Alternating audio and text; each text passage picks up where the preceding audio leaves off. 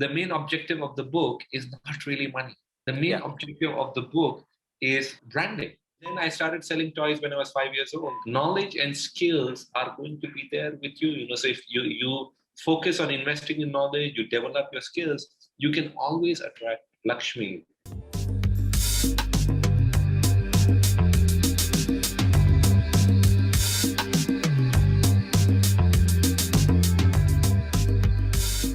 Today I have with me Yogesh Chabria. Yogesh is an entrepreneur, best-selling author, award-winning speaker, and one of India's #1 business success and life strategists. Over the last 2 decades, more than 20 million people have enjoyed and benefited from Yogesh Chabria's business and self-development events, seminars, books, and programs. He is the founder of the Happy and Air Way, the world's leading success system that has impacted thousands of companies all over the world. He's also a contributing author to the Chicken Soup for the Soul series, which has sold over 500 million copies globally in 43 languages. He has been felicitated as Mumbai University's most distinguished alumni as a leader in his field. He is one of the recipients of IIT Bombay's Tech Fest Awards, IIT Bombay's E-Summit Award, Madras's Summit Awards, and he has won multiple other awards in many different faculties. I welcome the multi-talented, kind-hearted and friendly Yogesh Chabria. Thank you so much, Richard, for having me on board. I'm just a regular guy. We're all human beings. We all face our challenges. We all have our life. I just like to say I'm Yogesh, Yeah. So each person will define me differently. If you speak to my mom, she'll say Yogesh was a very naughty kid. If you speak to my wife, she'll say he's very messy. If you speak to my son, he'll tell you something else. So, but I don't know which definition is true, which isn't. Yeah, sure. Most people would know you for is obviously you being the author of Succeed the Happy and Air Way. I think you've got 2 books, haven't you, as well? That's not the only Invest in the Happy and Air Way. I have written a couple of other books also, like Happy Owner's Money Game. But these 2 are the most popular ones. So Succeed the Happy Owner Way, Invest the Happy Owner Way. And you do a lot of seminars. You're a big speaker across, well, not internationally. So there's lots of things, isn't there? I think you're underselling yourself a little bit here. Let's talk about how you started, because you started from humble beginnings of, not really starting with a lot. You grew up in Iran, and I saw, and, until the age of 16, and then you came back to India. You sold toys. You were selling toys at the age of 5, which caught my attention the other day when we were on the phone. Tell us about your journey and how it started, because I think it's quite inspiring for a lot of people. My grandparents are from Sindh. Sindh used to be a part of India. Yeah. And, that's the word where you get the Indus, if you have heard of the Indus Valley civilization. I heard of Indus, yeah. It's the Sindhu River. So the river is the Sindhu. And that's how that got, the name. People started pronouncing it Hindu. So this is an ancient civilization, Mohenjo-daro, the Indus Valley civilization. You're talking 10,000 years ago, they had a drainage system, they had cities. So we belong to the Sindhi community. From the Sindhi? Yes, the Sindhi community, which is currently, today, Sindh is in Pakistan. Mm-hmm. So they were there, but partition happened. And once partition happened, they had to leave everything. So my grandparents had to leave everything in Sindh. So, they had money, they had land, they had gold, they had so many things. They had to leave everything and come to India and start a new life. So when they came to India, they were put up in refugee camps. Mm-hmm. And in these refugee camps, there was one toilet for 200 people. Yeah. There were snakes, and they didn't really like it, because when you come in there, so the first thing they said, don't call us refugees. We are not here for handouts. So they actually, the Sindhi community actually petitioned and they said, call us displaced people, because we don't want a handout. We're here to work. And, they started working. So growing up, we didn't have a lot of money. I remember we wouldn't take the bus unless it was 6-7 kilometers. So we would walk. We wouldn't take the auto. I remember my grandfather, he showed me 2 pictures. One was goddess Lakshmi, the goddess of wealth. In India, the goddess Lakshmi, the goddess of wealth. You are in Pune, you might have seen during Diwali. Yeah, I know Lakshmi. Yeah. And the other he showed me was goddess Saraswati. That is the goddess of knowledge.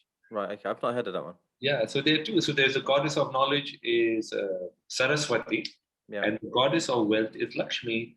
And I was 5 years old, and I call him Dada. Dada means grandfather. Yeah. He said, Yogesh, what do you see in these? I said, this is Lakshmi. We pray to her. This is Saraswati. We never touch our feet to books. We respect books. We don't tear books. We don't throw them around because knowledge is precious. He says, what do you see? I say, this is Lakshmi. I don't know. So he said, symbolically, there's a deeper meaning. I said, I don't know. So he said, if you look at Lakshmi, she sits on a lotus, and a lotus is not stable. One wind comes, it can blow away. One frog jumps on it, it can go. And that is material wealth. We had so much material wealth in Sindh, but overnight, everything was lost, right? We can't take our gold, we can't take our house, we can't take anything. We just have to leave everything, start a new life. But Saraswati, that is knowledge, she sits on a rock. Knowledge and skills are going to be there with you. So if you focus on investing in knowledge, you develop your skills, you can always attract Lakshmi.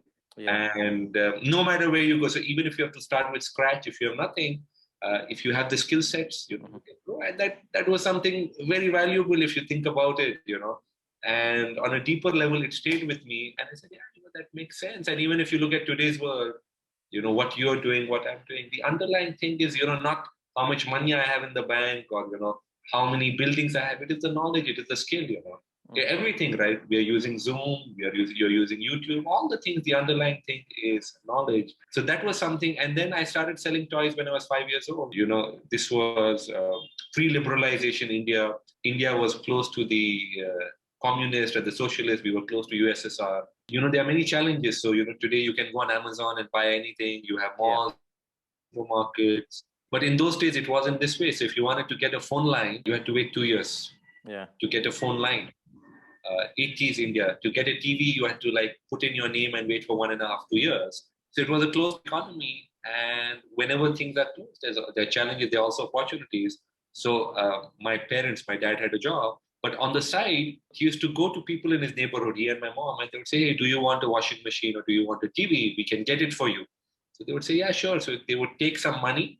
And with that, they would buy a ticket to Dubai or Singapore, because Dubai and Singapore were free trade zones. They were free pools. You could go and buy. So they would take the money. Both of them would go to these places, also have a holiday and buy these products. So they would buy a washing machine. You had these Sony TVs made out of wood. I don't know if you recall those, Sony. I can't remember Sony TVs made out of wood. I suppose speakers. I mean, I've still got speakers that are made from. Most speakers are made from wood, aren't they? In those days, Sony used to make these big TVs made out of wood. You had national VHS. You had national VHS. The video would open. VHS recorders. Yeah. I remember those. Yeah. You used to have washing machines of Sanyo. Yeah. And Hitachi. So they used to bring these products, and they had already taken the money. They would sell it, but they would have space in their bag, so they would bring other things. They would bring Lux soap, Yardley powder, Marks and Spencer perfumes, all those things, And in a small apartment, I was given the task of putting a markup sticker, And in a bedroom on the bed, we used to put all the products. And the people from the neighborhood would come, and they would buy, because you wouldn't get these products. They were special products, like Yardley powder, it was considered very special, Yeah. And so I would observe this. And for me, they used to get toy cars. So I used to get these remote control cars. And in those days in India, I used to have only wooden toys. So you didn't have Hamleys, you didn't have any of these, stores. So I used to play with these cars, but I used to get bored, say 5 days, 6 days, 7 days. I used to go to my friend. So I used to go to my friend and say, do you want to play with this car? Do you want to play with it? So he would play with it. But after 4-5 minutes, I would take it. I would say, there are lots of kids, but if you really want it, I can sell it to you. And he used to go to his mom or dad and say, Mama, Papa, Yogesh has this car, and I would sell it to him at a markup. And those were the first understandings I had of sale. I figured, it's a democratic process. My gender doesn't matter. My age doesn't matter. My education doesn't matter. My social standing doesn't matter. and the opposite person is getting a benefit. The kid is happy, right? Yeah. And I'm like, this is what I want to do. I love selling. And since then, I'm doing that. Our family moved to Tehran, Iran. I went to school in Iran. It was interesting because we had all sorts of people in school. It was an English school. There aren't many people who speak English, so all people of all backgrounds would come to school. We had one guy who was the son of the ambassador of Brunei. Okay. Brunei had become the richest country in the world. And, I started selling stuff in school too. So I used to sell comics. My teachers used to complain a lot to my mom, and they'd call and they'd say, Yogesh, sell stuff in, class. And he's quite talkative. But luckily, I guess maybe because we are Sindhi, she didn't mind. So she'd say, if he sells, it's good. It's not a bad thing, right? I mean, it's a skill you need to have. And communication is a good skill, because if you see the history of the Sindhi community, they were able to come out of challenges because of the ability to sell. Yeah. It's the same with Jews. If you study the history of Jews who went, anywhere, when they started, they were traders, they were merchants. They started selling. They would start selling shirts on the street corner. So the wife would probably stitch the shirts. The man would go and sell. So those were my earlier understandings, So I've loved selling. Those are some of the memories I have. I used to go to the bazaars, meet different people, interact with different people, really understand, what sales is all about, And I enjoy selling. Some of my colleagues, they're Sindhi community, and it's something they're kind of proud of as well in terms of when it comes to selling and buying and just, I think, handling money in general. Yeah. Being astute, I think, with money. Seems to be something that's common. Yeah, and it's money is a tool, right? It's like breathing or food, or money is not everything, but it's a basic tool you need. Yeah, absolutely. You went from there to where you are now. So, what does sales mean to you now? Now you sales, I just mean serving people, helping people, solving their challenges. Giving them more value than you take from them. Yeah. So if in the morning you have milk, or you have tea, or you have coffee, you probably spend some money on it to get it. But the value you get out of it is much more. The pleasure you get out of it is much more. So I feel sales is a means of helping people, making life simple. I'm a strong believer of, capitalism. It's not perfect, but I feel it's the best system out there, So sales is just creating more value. If you want to succeed at selling, be ethical, be honest, serve the other person. If I buy a book, for example, or if I go through a program or a course, I, for example, learned meditation when I was 14 years old. I went to a 3-day workshop, paid whatever, but the benefit I got out of it was a million times more. Yeah. It's the same. You read a book. So I think that's what sales is, giving more value than you take. Isn't an entrepreneur, but works in a sales environment. And I think at some point or another, a lot of people work in sales, and we sell anyway, don't we, all the time? What would be like your top tips then? Obviously, giving more value is one of them. My top tip would be very simple. If the opposite person, if I'm selling to you and you're my brother, or you're my son, or you're my father, or you're my mother, or you're my sister, or you're my wife, how would I treat you? If something is not, or you're my grandmother, how would I treat you? And if you start thinking that way, your approach would change. Yeah. And, when the opposite person can say, okay, no, Richard really wants to help me. Richard here really wants to help me. Yeah. It's not just that he wants to make money or he wants to make a commission. He really wants to help me. He really wants to serve me. Yeah. And if you think that way, things would really change for you. And I also believe in the theory of karma. If you really do good, good comes back to you. Let's say I'm selling pest control services. Okay. Let's say do you guys have a lot of pests in Pune? There are some. And the place that I used to live, I had a cobra in the garden. Yeah, I had a cobra in the garden, but yeah, you see like a few bits here and there, little pests. Let's say you call me. I'm an employee. I work for a pest control company, and I come to you and you tell me, Yogesh, I have a problem with cockroaches, roaches. I say, great, Richard. I sell you that roach solution, but I also tell you, why don't you buy a solution for rats? And you don't have any rats, Yeah.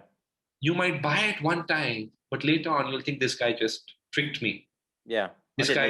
I didn't need it, right? Now, next year, when you come up for renewal, be like, no, Yogesh is a shady guy. I won't call him. Yeah. But on the other hand, you ask me, Yogesh, do I need a rat killing solution? I said, no, you don't have a problem, Richard. Don't take it. Just take this, and your problem is going to be fixed, Just take this. Now you start trusting me. Now you will recommend me. You say, oh, you know what, Yogesh? I have a company, we have 50 employees, 100 employees. Can you do something for them? So you trust me. And once you trust me, you will give me more work. Or you have an office. And that's how you build long-term trust. That's how you go long-term. Yeah. That's how I feel. So if you want to sell, look at it on the long term. Look at serving your customer, Even after you have made the sale, what do you do after that? Yeah. If your customer is not happy, so for example, we have courses, right? We have programs.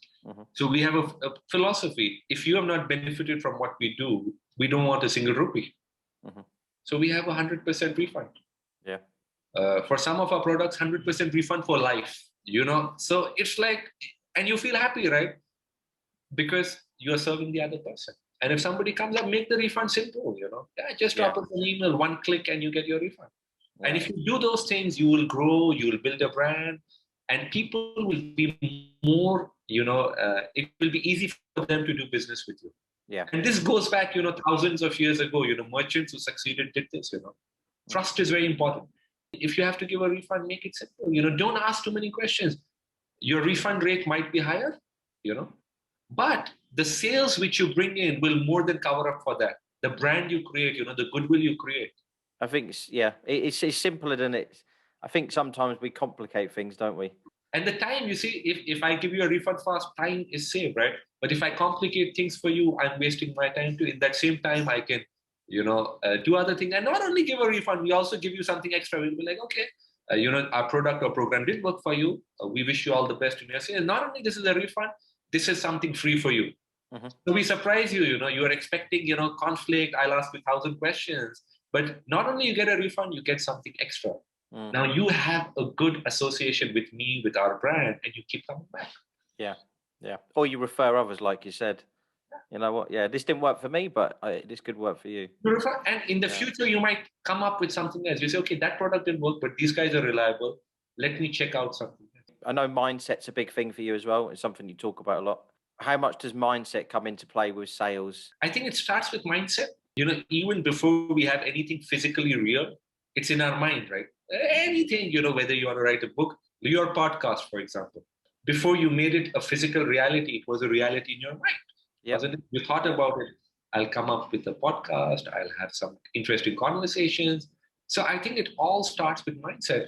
And at the same time, it's your approach, right? Let's say before you start a podcast and you reach out to somebody. In your mind, if you're, that guy's not going to accept you. That lady's not going to accept. Forget it. If you have that mindset, that comes across. But if you have a positive mindset, if you're like, no, let me try, some people might not accept, but some people might accept. Yeah. And that's how it goes. It's the same in sales, So if your mindset is no, I have to serve, I have to be honest, I have to close the deal. And what I'm selling is of value to the other person. It shows when you interact. Yeah. Do I close all the deals I go in? No, I don't close all the deals, but still I keep going. And especially when you're starting out, it's only the mindset you have, because I face massive rejection. Everybody faces rejection. Yeah. Now, if your mindset is, I can't do it, I'm going to give up, so you will end. But if your mindset is, no, let me keep trying, I learned to walk, I learned to talk, I'm sure when you were born, you didn't speak the way you do, Richard. None of us that way. We babbled, but we kept trying because in our head, we knew this is what we want to do. Yeah. So if in your head it is that, okay, I want to do this, your mindset matters. Of course, strategy matters. You can innovate, you can experiment, and don't be too put down by the losses or by the rejection or by the failures, because that's how we grow. That's how we learn, And at the same time, don't be too elated also. Because I think sometimes if you get too elated, your highs will be higher, your lows will be lower. So I'd like to take the middle path. Yeah, that's a good point. Yeah, I think that's a fair point to say. Sometimes we celebrate too much. Yeah. So you've mentioned meditation. And you learned that at the age of, did you say 14? 14, yeah. So yeah. I had come for a holiday to Bombay. Yeah. And my grandmother, she told me there's a meditation workshop happening and I've enrolled you. And I went, I was like, okay, meditation is probably for people who are above 90 or 80. And I said, yeah, okay, I'm a teenager, 14 years old. But I go, I sit right in the front. I'm very skeptical and I ask a lot of questions. But I start practicing meditation, and, I gradually start practicing it. And I have been practicing it now since the age of 14. It made me calmer. It made me more creative. In fact, the word happy on air came to me while I was meditating. So I believe there are ideas all around. It's like a mobile device can catch these waves. I believe there are ideas, there are thoughts all around. And meditation is something that just calms me down. I really enjoy it. How long do you do that for? Do you do it daily or? I do it daily. So I do it twice a day for around 20 minutes each. That's what I do. When I was 14, you start off with 1 minute, 2 minutes, 3 minutes, because it's tough. If you have never meditated, you sit and for 20 minutes, to do it tough. So you start off gradually. But now, I do it for 20 minutes twice a day. Yeah. Yeah. It's like physical practice, right? Like I'll exercise, or you'll exercise, we eat food, we'll brush our teeth. This is something I do. I don't do it as a habit. I do it every now and again. But I know for me to get better at it, I need to do it daily and as a habit, really. Yeah. You can start small. Don't look at 20 minutes. It's a lot of time. Yeah. Start with 2 minutes, maybe. Just and it was a gradual thing. So it's like when you're 14, you do 14 minutes. Then you're 15, you do 15 minutes. 16 minutes. So it's a gradual progression. I would recommend people to start with only 2 or 3 minutes. Mm-hmm. Yeah. At least for a month. For a month, just do 2 minutes twice a day, maybe. Let's talk about the Happy in Ed, and although you've got books on it, I think it's more than just a book, isn't it? I love writing. So I used to write for Chicken Soup for the Soul, for all sorts of, when I was in college, I would write for all the newspapers and stuff. I think it's books or any sort of communication is just a way of sharing ideas. Yeah. And we have books, we have live seminars, we have a lot of online programs, especially with COVID, we came up with a lot of online programs. Mm-hmm. We have audiobooks, and it's just a way of sharing ideas, helping people. So somebody comes and says, Yogesh, I read your book. This was a positive impact I had in my life. Or Yogesh, we went through this program, I started a new company. I was able to close a deal, I used this strategy, I used the pain versus pleasure strategy. Yeah. Or I used a collaborative strategy. I was able to close a deal, That's what really makes me happy. Mm-hmm. So that's, you do things, of course you make money out of it. Of course you are financially rewarded out of it. But the joy you get when somebody says, this was a positive thing that happened in my life. Mm-hmm. That's what really excites me. We are a community. I like to be friends. We help each other. For those that have not maybe read the book, or what is the book about? When my son was born, with a baby, you don't get sleep at night. Right? You can't get a lot of sleep. So at night, I had the sleep schedule was quite erratic. So I said, okay, let me write this book. Let me share this journey. So every night, maybe between 12 to 1 or 12 to 2, I started writing this book called Succeed the Happy on Your Way, which breaks down, success and not just material success in all terms. So right from having a mindset belief to having a goal, to having a plan, to modeling people who have done it, to taking action, to having belief, taking care of your body, because I believe without your physical body, you can't do anything. To your relationships, your friends, your family, and of course to your mindset, right? Spirituality, and also giving back. So that's what the book is about. It's in the form of, it's entertaining, it's a story, but it's also step by step. So you can pick it up, read it, get inspired, and take action. When you talk about health, again, I know it's something that you've mentioned before when we spoke. What does health look like? Because I think health is such a mind. I think a lot of probably physical health is something more people are into than their mindset a lot of the time. But I think as a society, it's something that's starting to now grow a lot more. Looking after your mind as well as your physical body and health. But what does, I suppose, physical health look like for you? Because it's very different for everyone, isn't it? Everyone, you've got people that like to bodybuild and people that like to do this and that. And just, what's it look like for you? I feel physical health and mental health go hand in hand. Mm-hmm. They influence each other. So, for example, let's say if you're feeling down, you're feeling sad, you're feeling depressed, you start exercising. So you start walking, you start listening to music, dancing, or you just do a couple of push-ups, a couple of pull-ups, you start jumping, you will start feeling better.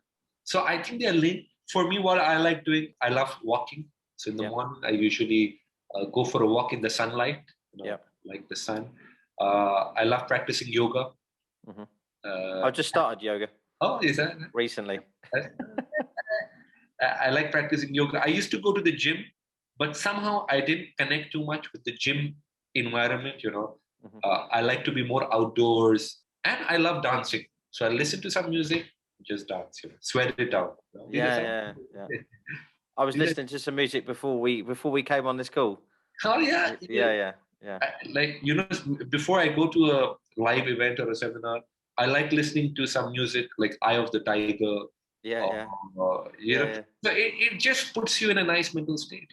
If you're feeling down, a bit low mentally, I think you should just move your body, because once you start moving your body, you'll breathe better, you'll feel active, and you start feeling control, right? You think, okay, if I can do this for 40 minutes, 50 minutes, I can sweat it out. For those that are, we'll go back to the entrepreneur piece, because I know sales is one of your fortes, specialist areas. For somebody who's looking to start a business, and this is not always something we talk about on here, so it's quite interesting. Somebody wants to start a business. What advice would you give them? What sort of steps would you tell them that are absolutely a must to go through before starting a business? A couple of things. The first thing is, what business are you starting? So whatever you starting, what value does that bring to society? And it doesn't have to be something new. It could already be there. When Google started, you already had Yahoo. Yeah. You already had Alta Vista. When Facebook started, you already had MySpace and Orkut. Yeah. When Gmail started, you already had Yahoo Mail or Hotmail. By value, I mean, what is it? Are you doing it better? Are you bringing more service? Whatever it is you're starting, are you doing it in your own unique way? So whatever you're starting, what is the value you bring on the table? And the next thing is, how are you going to market and sell it? So this is your product. So your product is, let us say, a gym. You're starting a gym. Or your product is, you're starting a baking business. Or your product is whatever it is. Okay? Yeah. So this is your product. How are you going to market it? So how are you going to position it? How are you going to brand it? How are people going to perceive your product? And how are you going to sell it? If you figure these two things out, for the rest of the things, you can put in a team, you can hire people. In the beginning, if you don't have money, you can crack deals, you can tell people, okay, this is my vision, this is our product, this is what I'm going to market and sell. I can't pay you a salary the first month, but I'll give you a commission. I'll give you a percentage. So if you're really open, you can do it. But I think, what is your product or service? And how are you going to sell it? So imagine you were in London 100 years ago. Yeah. Okay. And you ran a business that had horse carriages. Horse carriages, yeah. And suddenly you saw this guy called Ford bringing up with a car. You could either abuse him, you could say, never gonna work. Or you could start thinking, no, probably horse carriages are not going to be fit for transportation, So if I want to go from St. John's Wood to, let us say, Knightsbridge, I probably can't use this because cars are going to come. So no matter how good your sales or marketing is, that is not a line that has growth. Yeah. It is like an industry which is a sunset industry. So you can probably take those horses, put them in some other area, you can start a new business. So figure out first the business you're starting, is it something that creates value for people? Is it something that has potential and growth? Yeah. And the second is, how do you market and sell? Because marketing and sales, even if you have a great product, you're a great business, if you don't know the right way to market and sell your product or service, you can't really scale up. Yeah, marketing is key, isn't it? Especially now in these days, but probably the hardest part to master, I would say. Marketing is very important these days, If you had to give advice on marketing specifically, what would be like your top 3 tips for that? Today marketing is very, very easy compared to before. Yeah. Very, very easy today compared to before.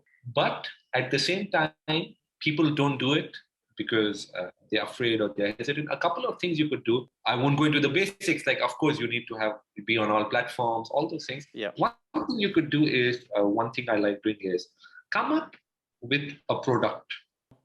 Come up with a product or service which brings you money plus marketing. Let's say you're starting a gym, for example. Come up with a product.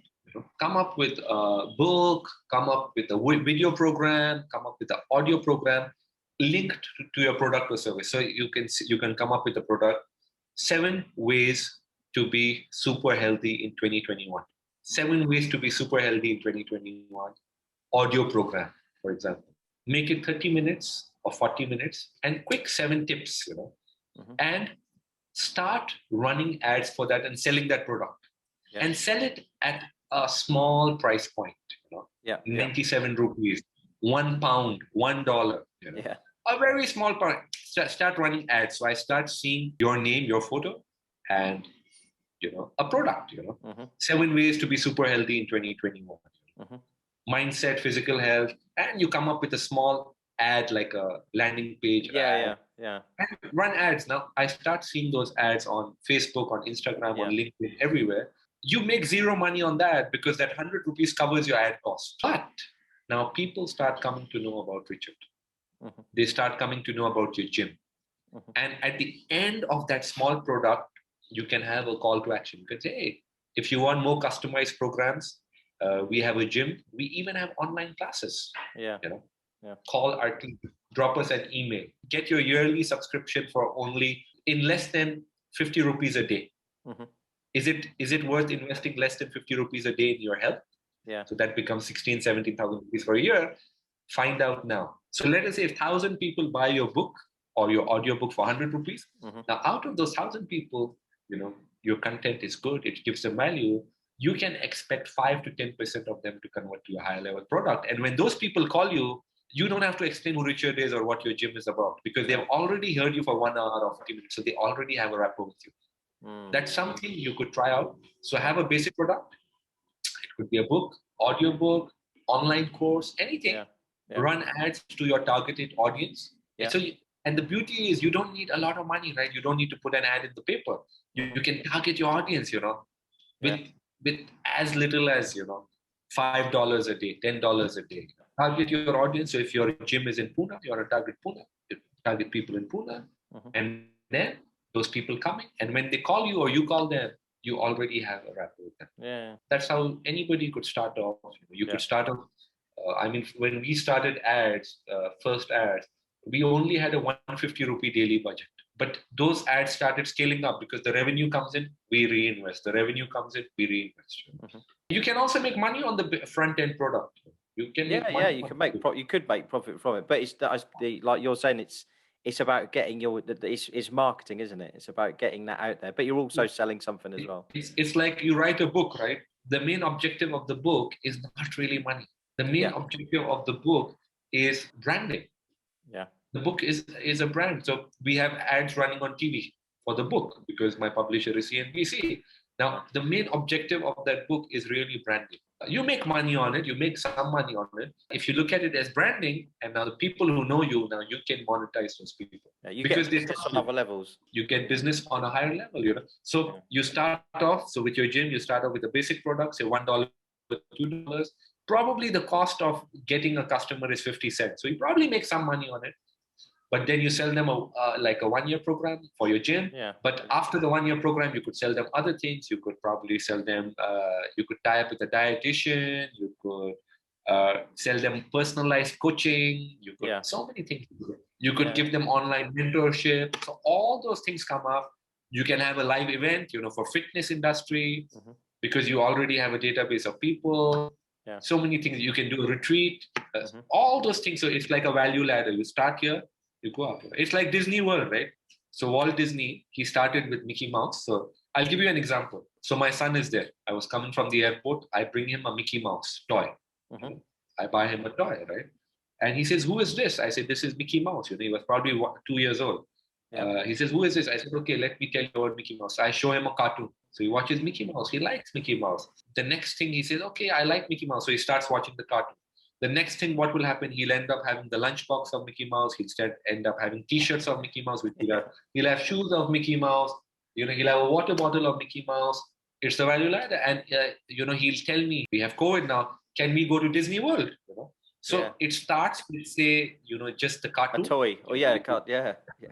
In my case, it was the toy, but for me, for Mickey Mouse to come inside my mind, I used to read the comics or the cartoon, which was probably 50 rupees or $1 or 50 pence, So it comes in my mind, I start becoming a fan, then I buy the toys, so the toys are a little higher, then lunchbox, then bag, and then the final upsell is, a trip to Disney World. So parents, it will cost you 10,000, 15,000, you go and stay. So you watch Mickey Mouse, the ladder, it's a business, right? So even when you buy the cartoon or you buy the comic, you're paying them money. It's planting that seed early, isn't it? With the it's early, and also he's giving you value. So as a parent, you'll be like, yeah, Mickey Mouse is good. He taught my son numbers, or he's teaching alphabet. He's a good guy. He's not a bad guy. Yeah. So you get some value out of it, because when your kid watches Mickey Mouse, they learn something. So that's what it is. So you can do that. You can copy that in your industry, in your business. So start small with a small product, because people, it's okay. It's $1, right? What's the worst that will happen? Yeah. Even if I give Richard £1 or £2, what's the worst that at most it might be a terrible book. Yeah. It's okay. That's the worst thing. Okay. Or I'll give Yogesh that's the worst thing. But if it is good, they come in your circle, you get customers, and that's what it is. So I don't have multi-million-dollar budgets just for branding. So when we invest, we want return, because we can reinvest. As an entrepreneur, right? I'm not Coca-Cola that has $50 million lying, okay, just brand. So when we invest anything, we say, okay, if I invest 1 lakh rupees or 5 lakh rupees or 10 lakh rupees, if I'm making back 15 lakh rupees on just the ad, it's good, right? Because I'm getting branding, plus I'm making that additional 5-6 lakhs, which I can again invest. Yeah. That's what you do, because as a small entrepreneur, you got to do that, Yeah. All right. Well, I'll certainly be taking that as some advice. And I'm sure other people that are listening. It works like magic, it works like magic, because you make money on your ad. Very few people realize you can make money on your ad. It doesn't have to be something that takes a lot of time or costs a lot to actually build or make. 30 minutes. Yeah. 30 minutes, If I was to get physical advice or physical consultation from Richard, who has been practicing whatever sort of physical exercise activity, what would Richard share? And you're charging me a very small amount, right? You make your landing page good, you put in some reviews, you put in some reviews from people who have benefited from your advice or work. And this could be put in any industry. Yeah. In any industry, look at it that way. If you have expertise of 2, 3, 4 years, or even if you don't, if you know about something, and if you were to give advice, for say 30, 40 minutes to anybody, and it has to be quick. People think they gotta make a long thing. No, it has to be quick. So sometimes a small 40, 50-minute session is more valuable to me than a 15, 20-hour coach. To start with. Is there anything that you're currently learning now, where you are in your point in life? Is there anything like that you're learning that you can share? Or? So COVID, it was challenging, but it was also a beautiful blessing. Because of COVID, we had to change everything we did. So we had to start fresh. So again, I entered startup mode. Again, I know nothing. So we had to develop online systems, because I'm not an IT guy. So we had to bring in people in. We had to experiment with advertising. We had to experiment with marketing. So we are still doing that, how we can scale more. And when you start realizing it, you realize, wow, this is a whole new universe. You can scale faster. So what I could do physically, say we would have 1,000 people at an event. Maximum you can have, say, 2,000 people, 3,000 people. If you take a stadium, maybe 10,000. But now online, you can impact 500,000 people. You can impact 1 million people without much effort, without much management. You don't need to hire rooms. And you can automate the thing. You can sell stuff, record it. And you can reach people. So that's something I'm still learning. We are still growing our systems. So how to use technology to reach more people. Every day I'm reading. So every day I'm like a first grader. Yeah. Every day, every moment, I'm learning. So this is something I shared with you, which we have been practicing, the ad strategy. The market, and this is 24 hours. Even when I'm sleeping, even when you're sleeping, this is working. At 2 in the night, we have people, swiping their cards, giving us money. At 3 in the morning, people are up till late. Let me tell you that. People are up till late. And the program goes to them automatically. It's beautiful. And we keep learning that. Yeah. That's something I'm constantly learning right now. So how to scale these up? So these people who have purchased our programs, how do we scale them up to the next level? How do we use technology further? I'm also learning about virtual reality headsets. Yes. How can we have seminars in virtual reality? Those are things that are, so Microsoft has something called the mesh. We are having this conversation through video, which is great. Yeah. But we could put these things up and it looks like we are right there. So I can walk around, I can move around, you can walk around. We could be walking on the beach, speaking to each other. COVID was, a blessing in disguise.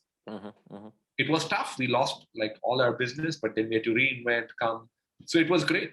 Is there anything, before we wrap up today then, is there anything that you would like to maybe share to anyone that's listening about mindset? I think just we'll finish on mindset, that if they're with COVID, it's kind of slowly kind of getting better now across the world, what was your advice for people? I read a book once again during COVID by Viktor Frankl. When COVID happened, all of us were forced in 4 walls. I was forced inside 4 walls. My business disappeared. Now, when you're forced inside 4 walls, your mind starts working, not in very good ways. And I picked up this book, Man's Search for Meaning, Viktor Frankl. And I will recommend all your listeners or viewers to read this book. What this book is about, this man, Viktor Frankl, a very reputed doctor of the mind. He's a psychiatrist. People look up to him.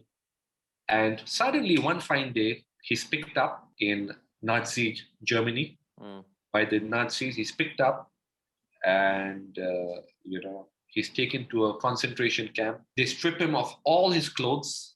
He's made to stand naked with a group of people. They spray him with water. He just has some notes of his research. He says, please let me keep these. They said, no, you can't keep these. They tear his notes. They shave all the hair off his body. So they shave his head, they shave his eyebrows. And, he's just naked and he has to start fresh. He doesn't get food. He gets beatings. He watches his loved ones being, sent to concentration camp. But out of this experience comes out a realization that these guys have control over my body, but they have no control over my mind. My mind is free. Yeah. And he says, even if they beat me, they can't do anything to my mind because there is no way they can capture my mind. Yeah. And he starts having a vision. In his mind, he starts thinking, I will come out of this concentration camp. He visualizes his book being read. He visualizes himself giving a lecture in America to people, about his journey. And he comes out, he writes this book, and he says, the same experience. Some people came out broken, some people came out stronger. And he says, it's not the experience, it is you. Yeah. And that's what got me to realize, COVID is happening, right? It's going to happen. Now, either I can come out of this broken or I can come out stronger. Yeah. And that's a choice we can make. And this guy, Viktor Frankl, I said, I'm lucky, right? I don't have Nazi guys beating me up. I'm in my room. It's okay. Yeah. And if you read that book, it will change your life. Viktor Frankl, Man's Search for Meaning. Yeah. He comes out and he says, you can see when a man is giving up hope. So once you look at the person, they are no longer excited, they're not looking forward to the next day, even in concentration, and that person is going to die. Yeah. But the person who's excited, was looking for that small thing, who's looking to get that small piece of bread, who has that spark, they come out. And he came out and, he's written the book. You purchased his book too. Yeah, yeah. So it's amazing. It's an amazing story. I think everybody should read it. And you'll realize you'll be firstly grateful for wherever you are. It's highly unlikely you're in that situation today. And how he comes out of it, and how he starts over and how he keeps going. Where could people find you? Very simple. You could just Google Yogesh Chabria. You'll get a link to our address. That's happyowner.com. We have a lot of free content too on social media, on YouTube, on Instagram, on LinkedIn.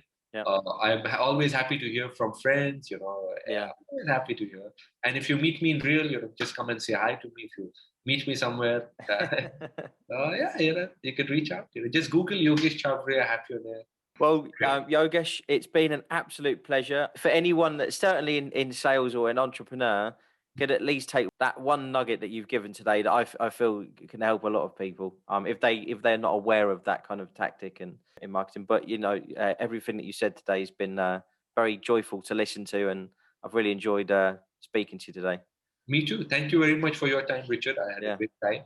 If you would like to reach out to Yogesh, then we have left the links in the description. This has been Richard Rozza and Yogesh Chabria. Peace out.